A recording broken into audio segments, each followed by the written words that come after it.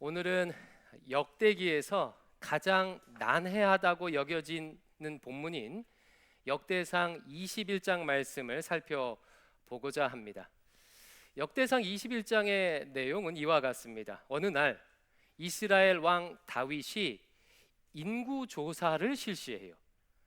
군대 장관인 요압의 만류에도 불구하고 인구 조사를 단행합니다. 이에 하나님께서 크게 노하셨고 이스라엘을 징계하십니다. 하나님은 죄에 대한 징계로서 다음에 세 가지 중 하나를 다윗이 고르도록 합니다. 1번 3년 동안의 기근, 2번 3개월 동안 적군의 칼에 쫓기는 것, 3번 3일 동안 전염병이 창궐하는 것.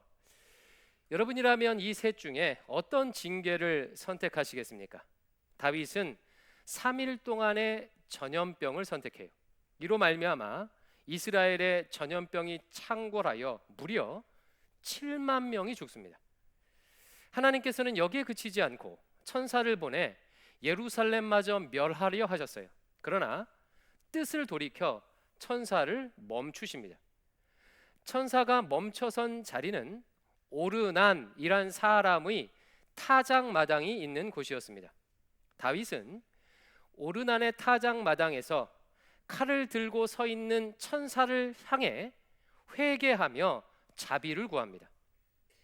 천사는 다윗의 기도에 응답하여 이곳 오르난의 타작마당에서 하나님을 향해 속죄의 제단을 쌓으라 명해요.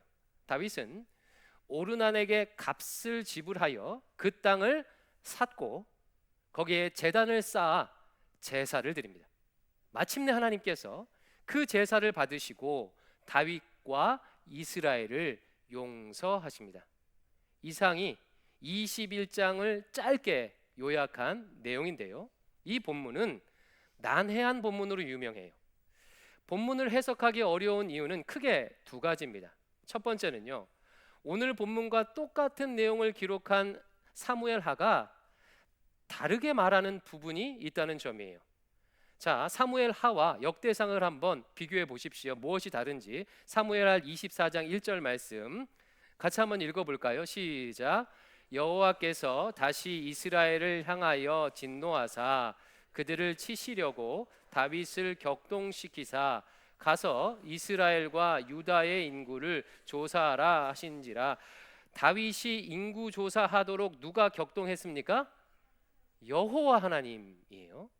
그럼 역대상 21장 1절도 읽어볼게요. 시작. 사탄이 일어나 이스라엘을 대적하고 다윗을 충동하여 이스라엘을 계수하게 하니라. 여기서는 다윗을 인구조사하도록 누가 충동했지요? 사탄이요. 서로 상반되게 기록하고 있습니다. 이 두 구절은 서로 다른 사실을 말할 뿐만 아니라 다윗에게 별로 책임이 없는 것처럼 기술하는 것 같아요.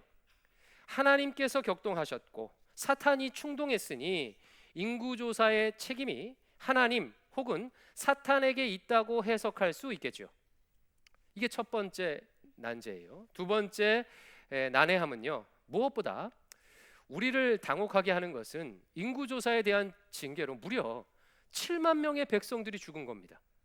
죽은 숫자도 엄청나지만 다윗이 잘못한 일로 인해서 이스라엘 백성들을 죽이는 것은요, 정의롭지 않은 처벌같이 보여요. 여러분 그렇지 않습니까? 이 부분을 어떻게 해석할지가 어려운 거예요. 오늘은 이 두 가지 질문에 답하면서 동시에 오늘 본문이 가지는 특별한 의미를 나누도록 하겠습니다. 약간 신학적 내용들이 포함되어 있어서 약간은 지루할 수 있는데 이번 기회를 통해서 이 본문을 확실하게 여러분 아셨으면 좋겠어요. 먼저 누가 다윗을 격동시켰나 하는 질문부터 보겠습니다. 이 부분은 사실이요, 유대인들의 독특한 표현 방식을 알면 해석하기가 크게 어렵지가 않습니다. 구약 성경에는 심판하시는 하나님의 주권을 강조하기 위해서 관용적으로 사용하는 표현들이 좀 있어요. 그 대표적인 것이 뭐냐면 범죄자의 마음을 하나님께서 움직이시는 것처럼 표현하는 경우입니다. 예를 들어서 출애굽기에 보면 이런 표현이 나옵니다. 출애굽기 7장 3절 4절 한번 보세요. 내가, 여기서 나는 여호와 하나님입니다. 바로의 마음을, 애굽 왕 바로의 마음을 완악하게 하고 내 표징과 내 이적을 애굽 땅에서 많이 행할 것이나 바로가 너희의 말을 듣지 아니할 터인즉. 하나님께서 애굽 왕 바로의 마음을 완악하게 해서 그가 이적을 보고도, 하나님이 펼치신 기적을 보고도 모세의 요구를 듣지 않을 것이란 얘기예요. 문자적으로만 보면 바로가 모세의 요구를 듣지 않는 것은 하나님께서 바로의 마음을 완악하게 한 하나님 책임인 것 같습니다. 그러나 이것은요, 하나님 때문에 바로가 죄를 지었다는 것을 말하려는 표현이 아니겠죠. 이게 무슨 의미를 가지고 있냐면, 심판하시는 하나님의 주권을 이런 식으로 표현하는 거예요. 심판하시는 하나님의 주권을 강조하는 표현입니다. 바로의 극심한 죄에 대한 심판의 주권이 하나님께 있음을 강조하는 표현이에요. 그러면 이와 같은 이해를 바탕으로 사무엘 하에 나온 하나님께서 다윗을 격동시키셨다는 것을 이제 한번 해석해 보세요. 어떻게 해석하면 되겠어요? 아하, 다윗의 심각한 죄에 대한 심판의 주권이 하나님께 달려 있음을 강조하는 표현이구나 라고 해석하면 되겠지요. 반면에 역대상은 다른 방식으로 다윗의 죄를 강조합니다. 여러분, 역대상에 나온 사탄은 누구입니까? 하나님의 대적자잖아요. 다윗이 사탄의 충동에 넘어갔다고 표현하므로 다윗의 범죄가 하나님을 대적하는 악한 행위임을 강조하는 표현입니다. 자, 그러면 한번 정리해 보겠습니다. 여러분, 다윗의 인구조사는 누구 때문에 일어났습니까? 하나님 때문인가요? 사탄 때문인가요? 하나님도 아니고 사탄도 아니에요. 다윗이 스스로 범죄한 겁니다. 다만 사무엘서에서는 죄에 대한 심판의 주권이 하나님께 있음을 강조하는 방식으로 표현한 것이고, 역대기에서는요, 다윗의 죄가 하나님을 대적하는 사탄적인 일임을, 다윗이 사탄에게 유혹에 넘어갔음을 강조하는 방식으로 표현하는 것입니다. 여러분, 이제 이 차이가 이해가 되시지요? 자, 그럼 두 번째 질문 볼게요. 다윗의 인구조사가 뭐 그리 잘못한 일이라고 7만 명의 사람들을 죽이셨을까요? 왜 다윗이 죄를 저질렀는데 무고한 백성을 죽이셨을까요? 이 부분을 해석하기 위해서는 출애굽기부터 내려오는 하나님과 이스라엘의 언약을 알아야 해요. 이 언약만 알면요, 이것도 어렵지 않습니다. 여러분, 출애굽 이후에 하나님과 이스라엘은 시내산에서 어떤 언약을 맺었습니까? 하나님은 이스라엘의 왕이 되시고 이스라엘은 그분의 백성이 되는 언약을 맺었어요. 하나님은 왕으로서 자기 백성 이스라엘을 끝까지 돌보기로 약속하셨고, 이스라엘은 하나님의 말씀에 순종함으로 하나님만을 왕으로 섬기기로 약속했습니다. 만약에 이 언약을 지키지 않으면 죽음으로 대가를 치르겠다고 피를 뿌리면서 약속했어요. 이것이 일명 시내산 언약이지요. 시내산 언약. 그러면 하나님과 이스라엘은 이 언약을 잘 지켰나요? 하나님께서는 언약에 충실하셨습니다. 이스라엘을 자기 백성 삼아서 끝까지 책임지시고 그들을 돌보셨어요. 광야에서 먹이시고 가나안 땅을 주시고 이방 민족으로부터 그들을 지키셨습니다. 이스라엘이 하나님을 멀리하고 언약을 어겼을 때조차도 하나님은 신실하게 자기 백성을 돌봐주셨어요. 반면에 이스라엘은요, 반복해서 하나님을 거역합니다. 하나님을 버리고 우상을 섬기고 하나님의 말씀에 불순종해 왔어요. 그러다가 결정적인 사건이 하나 일어납니다. 이스라엘이 하나님께 인간 왕을 세워달라고 요구하는 거예요.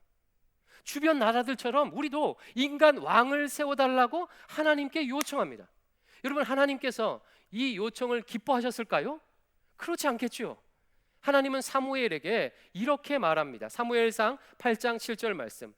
여호와께서 사무엘에게 이르시되 백성이 내게 한 말, 왕을 세워달라고 요구한 말을 다 그대로 들어줘라.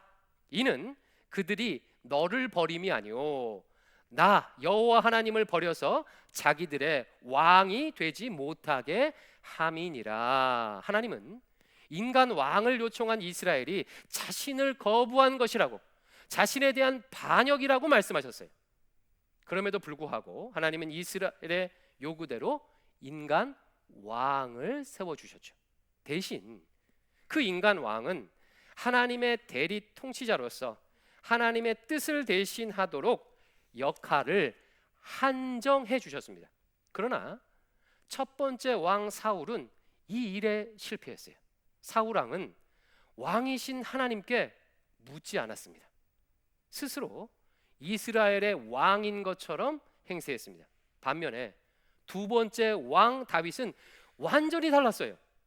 다윗은 이스라엘의 왕이 되자마자 제일 처음 언약궤를 다윗 성으로 옮기는 일을 제일 처음 했습니다. 여러분, 지난주 설교를 한번 기억해 보세요. 자, 다윗이 언약궤를 다윗 성으로 옮기고 앞으로 그 언약궤 앞에서 하나님께 묻겠다고 하는 것은 앞으로 하나님을 어떻게 대하겠다는 뜻이라고 했습니까? 왕으로, 하나님만을 진정한 왕으로 섬기겠다는 뜻이에요. 하나님께 이스라엘의 통치권을 드리겠다는 뜻입니다. 다윗은요, 이에 그치지 않고요, 하나님을 위해서 성전을 짓겠다고 계획해요. 하나님의 왕 되심을 이스라엘을 대대로 확고히 하겠다는 아주 위대한 신앙 고백인 거예요. 하나님은 이런 다윗의 마음을 기뻐 받으셨고 다윗에게 축복을 해주십니다. 다윗의 왕위가 영원할 것이다. 다윗을 모든 대적으로부터 이기게 해주겠다라고 약속을 하십니다. 이 축복의 약속이 지난 한 주간 동안 우리가 묵상했던 역대상 17장 말씀이에요. 그리고 나서 18장부터 20장까지 어떤 내용이 나오냐면 하나님께서 약속대로 주변 나라들을 다 물리쳐 주십니다. 다윗을 대적으로부터 승리케 해주세요. 자, 여러분, 그러면 생각해 보세요. 잘 생각해 보십시오. 여기까지만 보면, 자, 다윗 시대에 비로소 하나님과 이스라엘 사이에 무엇이 온전히 지켜지게 된 것입니까? 언약이겠죠. 언약. 신의 산 언약이요. 하나님은 이스라엘을 끝까지 책임지시고 이스라엘은 하나님만을 왕으로 섬기겠다는 이 신의 산 언약이 비로소 다윗 시대에 한 번도 지켜지지 않았던 이 언약이 다윗 시대에 온전히 성취된 것처럼 보이는 거예요. 20장까지 보면요. 그런데 21장에서요, 오늘 본문 21장에서 갑자기 다윗의 인구조사가 나오는 겁니다. 여러분, 고대 제국에서 인구조사는 왜 할까요? 세 가지 이유 때문이에요. 첫 번째, 군사력을 파악해서 백성을 군대에 징집하기 위해서. 두 번째, 노동력을 파악해서 국가적 부역에 백성을 동원하기 위해서. 세 번째, 세금을 걷기 위해서. 즉, 인구조사는 제국의 왕이 백성들의 노동력을 착취하고 백성들의 것을 수탈하기 위해서 단행하는 것이에요. 당연히 백성들이 인구조사 좋아하겠습니까? 싫어하겠습니까? 싫어하겠지요. 다윗이 바로 지금 그와 같은 제국의 방식을 취하는 겁니다. 주변 나라들을 다 복속시키고 큰 나라의 왕이 된 다윗은 스스로 제국의 왕처럼 여기면서 인구조사를 감행했던 거예요. 왕이신 하나님께서 명하신 것도 아니고 이스라엘 백성을 위한 것도 아닌 자신을 제국의 왕으로 드러내는 행위가 인구조사입니다. 즉, 한마디로 하면 왕 되신 하나님을 반역하는 거예요. 3절에 보면 요압 장군이 다윗을 말리면서 하는 멘트가 있는데 여기에 잘 이것이 나타나 있습니다. 3절 말씀 우리 같이 한번 읽어볼까요? 시작. 요압이 여호와께서 그 백성을 지금보다 100배나 더하시기를 원하나이다. 내 주 왕이여, 이 백성이 다 주의 종이 아니니까 내 주께서 어찌하여 이 일을 명령하시나이까? 어찌하여 이스라엘이 범죄하게 하시나이까 하나. 여러분, 이게 무슨 말이냐면 이런 말이에요. 이런 말. 이스라엘의 왕이 하나님이시니까 하나님께서 원하시면 이 백성을 더 많게 하실 수도 있는데 왜 이스라엘 백성으로 하여금 하나님을 배신하여 당신을 섬기도록 하십니까? 라는 말입니다. 그런 지적이에요. 즉, 이 인구조사는 하나님을 향한 반역이라는 거예요. 여러분, 시내산 언약에 따르면 반역에 대한 대가가 뭐죠? 죽음이잖아요. 죽음이에요. 이미 이스라엘 백성들은 일전에 하나님을 향해서 인간 왕을 달라고 요청하면서 하나님께 반역했었습니다. 따라서 하나님은 그때 이스라엘을 언약대로 약속대로 진멸하실 수도 있었어요.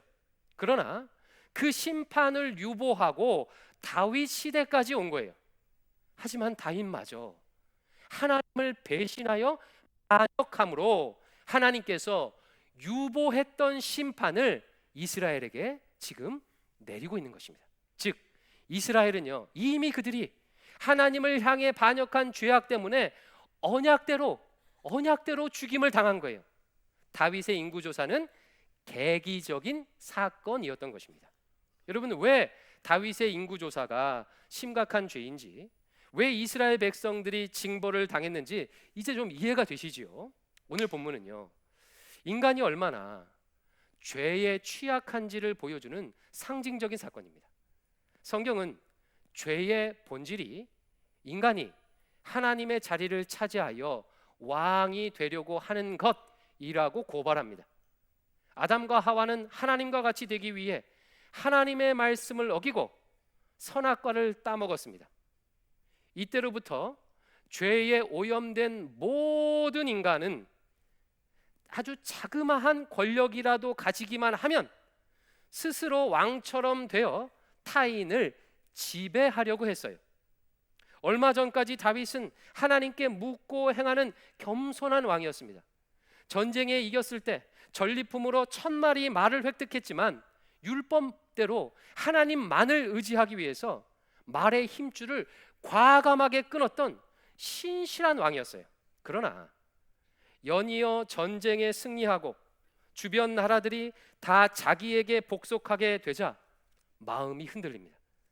엄청나게 큰 권력이 그에게 주어지자 사탄의 충동에, 사탄의 유혹에 넘어갔습니다. 그 힘을 이용해서 타인을 지배하고 공동체의 이익을 자신이 독점하려는 악한 짓을, 제국의 왕이나 하는 짓을 감행했던 거예요. 이게 인구조사입니다. 미국의 대통령 아브라함 링컨이 이런 유명한 이야기를 했습니다. 어떤 사람의 인간됨을 알려면 그에게 권력을 쥐어줘 보아라. 그가 권력을 어떻게 쓰는지를 보면 그의 인간됨을 알 수가 있다. 만약 어떤 사람이 권력을 손에 쥐었는데 권력이 없을 때처럼 겸손하게 행한다면 그는 훌륭한 인격을 가진 사람이라는 거예요. 반면에 권력을 쥐고 나니까 변해서 타인을 지배하려고 한다면 그는 인간의 뿌리 깊은 죄성에 휘둘리는 악한 사람이라는 그런 의미입니다. 제가 담임 목회를 시작하면서 가장 많이 들었던 조언 중 하나도 그런 이야기였어요. 목사님, 담임 목사 되어도 변하지 마세요. 변질되지 마세요. 초심을 잃지 마세요. 이런 이야기를요, 제가 가장 많이 들었어요. 하지만 안타깝게도 주변에 보면 이런 죄성에 휘둘리는 경우들이 많이 있는 것 같습니다. 자신에게 아주 자그만 권력만, 힘만 주어줘도 남을 지배하려는 경우들이 많이 있어요. 우리 삶의 미시적인 삶의 현장부터 시작해서 국가적 차원까지 많이 있습니다. 예를 들어 볼게요. 편의점에서 소비자라는 이유로, 내가 돈을 내고 물건 산다는 이유로 이 작은 힘으로 알바생에게 갑질하는 경우, 가정에서 자신이 돈을 벌어온다고 배우자나 자녀를 지배하려고 하는 경우, 시어머니 됨을 힘으로 알고 권력으로 알고 며느리를 지배하려고 하는 경우, 군대에서 병장이 되니 하급자를 못 살게 구는 경우, 평신도였을 때는 겸손했는데 장로나 권사가 되니 지배하려고 하는 경우, 권력을 잡기 전에는 국민을 위해서 일하다가 권력을 잡고 나니 자기 이익을 취하려고 하는 정치가들의 경우, 힘 있는 나라의 지도자라고 자신의 이익을 위해서 다른 나라에 미사일을 발사하는 경우 등등등. 사탄의 충동질에 넘어가 권력을 자신의 왕됨을 위해 쓰려는 사례가 정말 많습니다. 여러분, 이게 인류 역사 아닙니까? 사랑하는 성도 여러분, 여러분께서는 여러분에게 주어진 권한과 힘을 어떻게 사용하고 계십니까? 하나님께서는 힘을 가지고 타인을 억압하는 행위를 정말로 싫어하십니다. 그와 같은 행위는 하나님의 자리를 차지하는 반역과 같다는 거예요. 이 아침 나는 내게 주어진 힘을 어떻게 사용하는지, 자녀에게, 배우자에게, 직장에서, 교회에서 어떻게 사용하는지 스스로를 곰곰이 성찰해 보시기 바랍니다. 다윗의 실수를 저지르지 않기를 축원합니다. 다윗과 이스라엘이 이렇게 하나님께 반역을 범했음에도 불구하고 하나님은 이스라엘을 완전히 진멸하지 않으셨어요. 그 이유는 다윗이 납작 엎드려 하나님께 죄를 고백했기 때문입니다. 우리 8절 말씀 같이 읽어볼까요? 시작. 다윗이 하나님께 아뢰되 내가 이 일을 행함으로 큰 죄를 범하였나이다. 이제 간구하옵나니 종의 죄를 용서하여 주옵소서. 내가 심히 미련하게 행하였나이다 하니라. 언약에 따르면 다윗과 이스라엘은 진멸되어도 할 말이 없어요. 그러나 하나님께서는 다윗의 회개를 받으시고 진멸하는 대신에 세 개의 처벌 중 하나를 선택하도록 하셔서 부분적으로만 징계하셨습니다. 이외에 다윗은 한 번 더 하나님의 긍휼을 구하며 기도하는데요, 17절 말씀이 이 내용이 나오는데 여러분 잘 한번 보세요. 다윗이 뭐라고 하나님께 간구하는지 잘 보십시오. 제가 있습니다. 하나님께 아뢰되 하나님이여 인구조사를 명령하여 백성을 계수하게 한 자가 나 다윗 아닙니까? 범죄하고 악을 행한 자는 곧 나 다윗입니다. 이 양떼는 무엇을 행하였나이까? 청하건대 나의 하나님 여호와여 주의 손으로 나와 내 아버지의 집을 치시고 주의 백성에게 재앙을 내리지 마옵소서 하니라. 여러분, 이게 무슨 말이에요? 자신이 이 모든 죄값을 자신이 감당하겠다는 거예요. 백성 대신에 자신에게 죄값을 물어달라고 하나님께 요청하는 내용입니다. 비로소 다윗은 백성들을 희생하여 자기 배를 불리려는 제국의 왕의 모습에서 자기의 희생으로 백성들을 살리려는 참된 사명자로 변화되었습니다. 여러분, 이 대조가 보이시죠? 하나님께서는 다윗의 이 기도를 들으시고 하나님 앞에 나올 수 있는 길을 제시해 주셨어요. 하나님께 회개의 제단을 쌓게 하십니다. 다윗은 오르난의 타작마당을 값을 지불하고 사서 그곳에 제단을 쌓고 하나님께 회개의 제사를 드려요. 26절 27절 말씀, 다윗이 거기서 여호와를 위하여 제단을 쌓고 번제와 화목제를 드려 여호와께 아뢰었더니 여호와께서 하늘로부터 번제단 위에 불을 내려 응답하시고 여호와께서 천사를 명하시매 그가 칼을 칼집에 꽂았더라. 하늘에서 불이 내려왔다는 것은 무슨 뜻이죠? 하나님께서 그 제사를 받으셨다. 이로 인해 징벌이 멈추고 하나님과 이스라엘의 관계가 회복돼요.